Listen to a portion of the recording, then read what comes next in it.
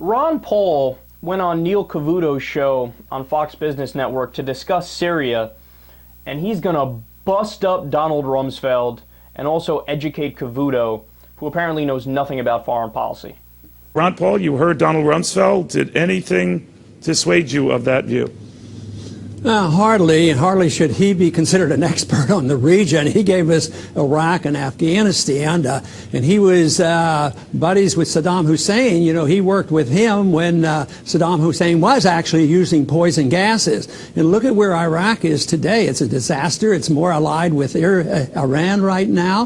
The Al-Qaeda is in Iraq, and there's death totals coming up every single day. We hear about the death. So hardly would he be able to give us advice on what to do in Afghanistan. If a dictator using chemical weapons on his own people isn't a litmus test for us to help those people, for Ron Paul, what is? Well, I think getting to the truth of it, and that's what we're not getting to, because when Saddam Hussein used the gases, some of the products were bought from us, and he was still our ally. So you can't ignore that. No, I don't. I think it's a false flag. I think really, indeed. And nobody knows if indeed he was slaughtering people by the thousands, with poison gas. That's a different story, but that isn't the case. Matter of fact, 100,000 deaths are the case. And it's not, the implication is that Assad committed 100,000 killings. There are a lot of factions out there. Why don't we ask, about the Al-Qaeda? Why are we on the side of the Al-Qaeda right now? His point about Rumsfeld is so good it hurts. Rumsfeld is literally the single human being on this planet with the least amount of credibility and expertise. I mean, every single prediction he made in Iraq was 1,000,000,000% wrong. And we helped Saddam when he used poison gas. And now all of a sudden you're going to take the moral high ground and talk about poison gas?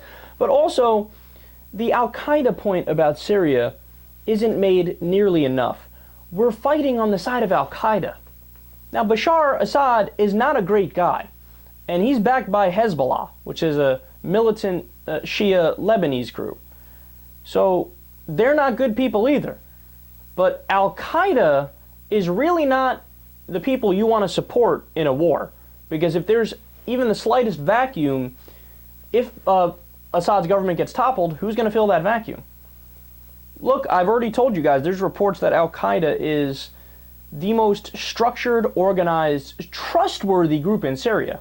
And what I mean by trustworthy is civilians will seek out Al-Qaeda to do conflict mediation since the judicial system has collapsed. And they have done a campaign for years now where they win hearts and minds, while other rebels actually pillage and steal from civilians in Syria. Al-Qaeda actually keeps order. And they have a long-term goal in mind. They want to create Al-Qaedistan, essentially. And if the United States goes after Assad and does their best to topple him, unless we fill that vacuum with our own puppet dictator, which is another form of evil, then there's no question Al-Qaeda is going to fill the void, and you've created a situation that is likely worse than even the situation going on right now, which is horrible and disastrous and terrible. And then Neil Cavuto's question is one of the most naive questions about U.S. foreign policy ever. He's like, well, we might have to help because it's a humanitarian crisis, Ron. Then why didn't we go into Darfur? Or even consider it? It wasn't even a debate. Or how about the Congo? Or northern Mali to help the French, where Al-Qaeda have completely taken over, or to North Korea, where they have concentration camps, hard labor camps, where they actually work people to death.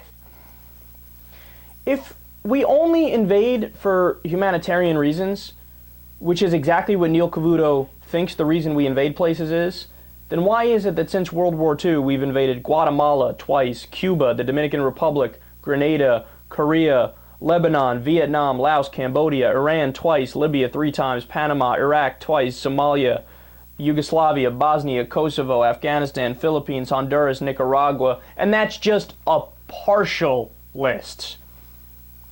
No, the only answer that makes even a tiny amount of sense, out of all of your bad choices, the least bad choice is to stay out and mind our business, and don't buy into any of the propaganda that these guys have been pushing you now for years.